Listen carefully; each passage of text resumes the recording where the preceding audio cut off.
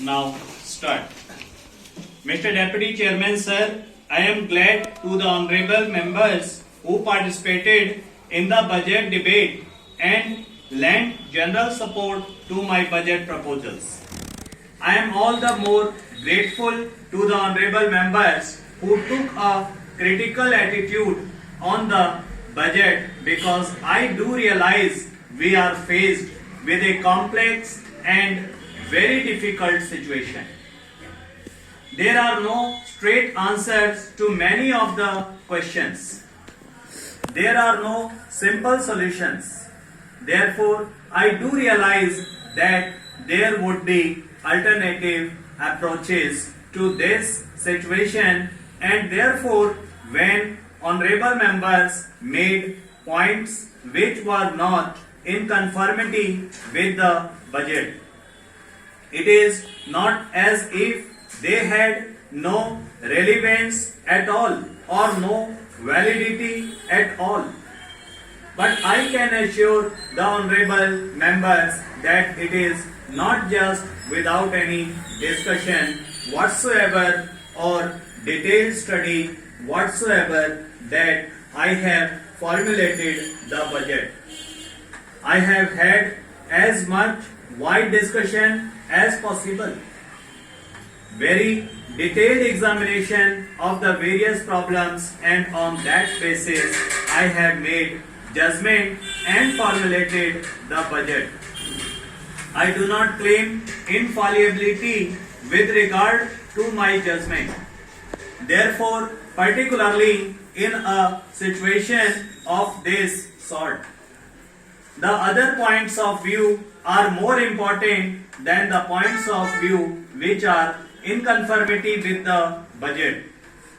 I would assure of the points that have been made as if there are any deficiencies and distortions. It would be my endeavor to correct them as we go along. Having said that, I would like to say that there was consensus, particularly with regard to the priorities which we have got to observe in tackling this problem. Almost all honorable members emphasized this aspect of inflation because of the price increase should go on in the same manner as it has been going on during the last 2 years. It would be an end of all our planning process, and it would create very many distortions in the economy as a whole.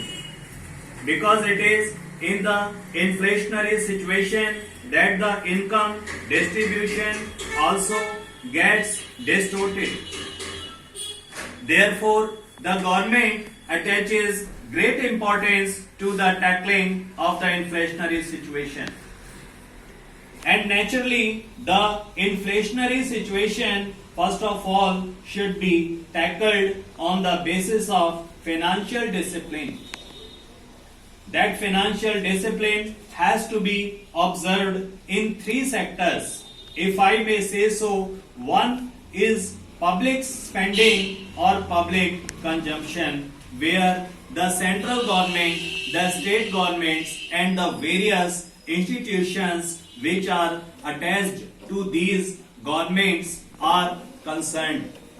The second is private consumption, where commercial, credit, etc. is being utilized. The third is the illegitimate sector, the black money sector. Unless we tackle all these 3 sectors, we may not be able to achieve results on an enduring basis. Sir, as far as financial discipline in the government sector is concerned, naturally the central government will have to set an example. In that, government regards, even my distinguished predecessor has been reviewing the situation periodically and trying to find out where non-plan or non-developmental expenditure could be curtailed, and where even when expenditure have been incurred, whether certain projects could be postponed without affecting the immediate economy, particularly projects which have a long gestation period. Therefore, it will have to be a continuing exercise within the central government, where all the ministries will have to cooperate. And I am glad to say that there has been cooperation and response from all the ministries with regard to this aspect. Naturally, the state governments also have to observe this financial discipline. Sir, honorable members might remember that the 2002 the state governments had used overdrafts from the Reserve Bank of their source purposes, and after a certain time it looked as if there was competition among the states with regard to overdrafts from the Reserve Bank, and this was leading to a very delicate and embarrassing situation.